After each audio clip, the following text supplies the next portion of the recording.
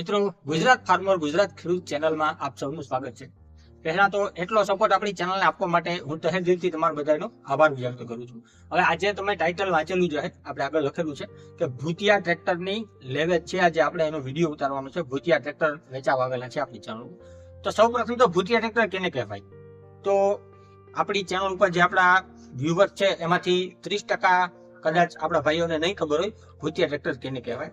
તો ભૂતિયા ટ્રેક્ટર છે એને આપણે અમુક જિલ્લામાં ચોરિયાવ ટ્રેક્ટરને પણ ભૂતિયા ટ્રેક્ટર કહીએ છીએ. ખરેખર ચોરિયાવ ટ્રેક્ટરને ભૂતિયા ટ્રેક્ટર ના કહેવાય.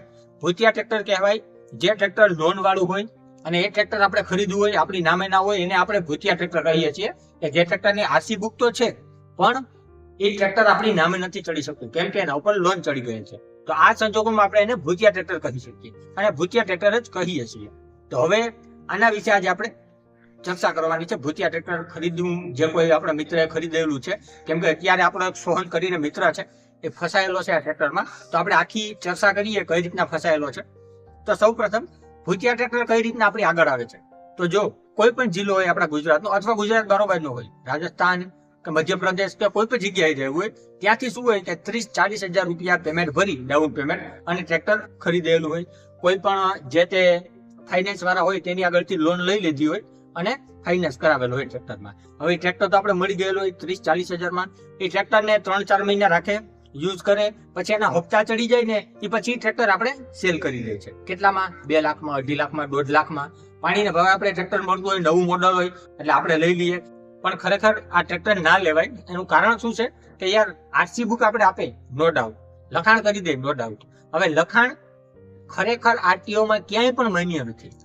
આ તમે જે લખાણ કરાવો ને કદાચ આ તો આ લખાણ છે, પણ તમે કોઈ પણ લખાણ કરાવો ને કે ભાઈ તમારે 6 મહિને ગાડી અમારી નામે ચડાવવાની છે, 10 મહિને, 8 મહિને, તો લખાણ આરટીઓમાં ક્યાંય પણ માન્ય નથી. લખાણ શું છે? ફક્ત તમારી પાસે પુરાવો છે, લખાણ છે. આરટીઓ ક્યાંય પણ લખાણ માન્ય નહીં રાખે. આરટીઓ નો નિયમ શું છે એ આપણે પહેલા તો હું તમને કહી દઉં કે તમારી ગાડીની તમે લેવલ દેવલ કરો એ આરટીઓ ઓફિસમાં જ થવી જોઈએ અને ત્યાં જ એક સાઈડ તમારી નામે ચડવાના કાગળ કમ્પ્લીટ થાય ને એક સાઈડ તમને ચાવી મળે. આની પ્રોસેસ છે આરટીઓની, જે આપણે કોઈ ફોલો નથી કરતા. આપણે શું કરીએ? ટીટીઓ ફોર્મમાં સાઈન લઈ લઈએ અને જવા દઈએ છીએ. પણ ભૂતિયા ટ્રેક્ટરમાં તો ટીટીઓ ફોર્મ પણ નથી હોતું, કશું જ નથી હોતું. તમને ટ્રેક્ટરની આરસી બુક બંને પકડાવી દે છે અને લખાણ કરીને ટ્રેક્ટર છૂટું કરી દે. હવે ટ્રેક્ટરના હપ્તા ચડી ગયેલ છે, કેટલા ચડેલ છે વગેરે વગેરે કંઈ આપણે ખબર નથી હોતી. કેના નામે છે ઈ પણ આપણે આરસી બુકમાંથી ખબર પડે. એ ભાઈ જે એજન્ટ વચમાં કરાવતા હોય આ ભૂતિયા ટ્રેક્ટરનું. તો આ સંજોગમાં આપણે ભૂતિયા ટ્રેક્ટર ખરીદવાનું થતું નથી. આપણે એક મિત્રએ સોહેમાં ખરીદેલું છે. હવે હું એની તમને કહાની કહું. એ ભાઈએ દાહોદ સાઈડથી ટ્રેક્ટર ખરીદેલું છે. ટ્રેક્ટર એમપી સાઈડનું હતું, ત્યાંથી દાહોદ આવ્યું, ત્યાંથી ભાઈ આગળ આવ્યું હતું.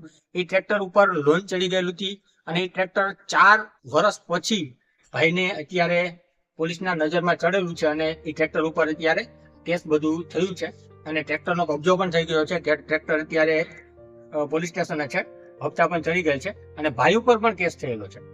તો આપણે આ બધી વસ્તુથી દૂર રહેવાનું છે, ક્યારેય કંઈ પણ નથી કરવાનું. અને અત્યારે બીજું પણ ચાલે માર્કેટમાં, આ આર્મી ટ્રેક્ટર, જેનો આપણે વિડીયો આગળ બનાવેલો હતો. આર્મીનું ટ્રેક્ટર હોય, આર્મીની ગાડી હોય, આર્મીના બાઇક હોય.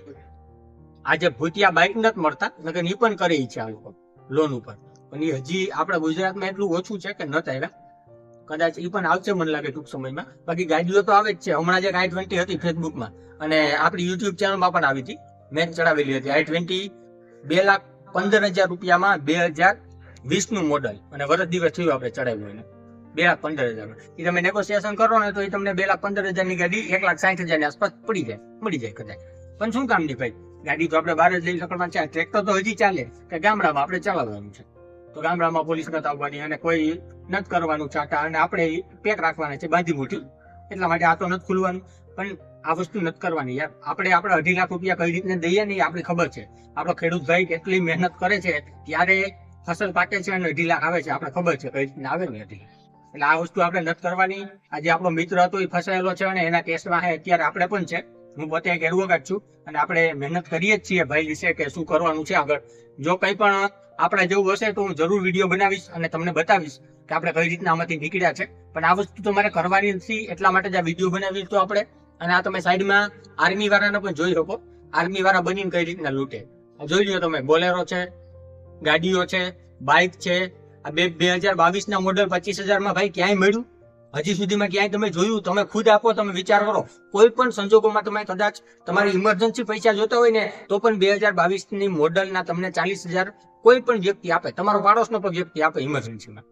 તો આ વસ્તુથી તમે યાર સાવધાન રહ્યો થોડુંક. બીજું આપણે કઈ નથી જોતું. આપણા ખેડૂત ભાઈના પૈસા જઈને ત્યારે એ વસ્તુ આપણે નથી કરવી. આ વસ્તુથી જ આપણે છે ને નફરત છે. એટલા માટે જ આપણે આ જાગૃતિના વિડીયો બનાવીએ. તો બને એટલો આ વિડીયોને શેર કરો આપણા ખેડૂત ભાઈ સુધી. અને હવે કોઈ પણ આપણો મિત્ર આ બધી સ્કીમો અને આ બધી ફેક વસ્તુમાં ન ફસાય તેવો આપણો પ્રયત્ન છે. અને આપણો પ્રયત્ન સક્સેસ જાય તેવી તમે પણ થોડીક મહેનત કરો અને શેર કરી દો આ વિડીયોને. અને લાઈક અને સબસ્ક્રાઇબ કરવાનું ના ભૂલતા. તો ચાલો મળીએ છીએ કંઈક નવા વિડીયોમાં. ત્યાં સુધી જય શ્રી રામ.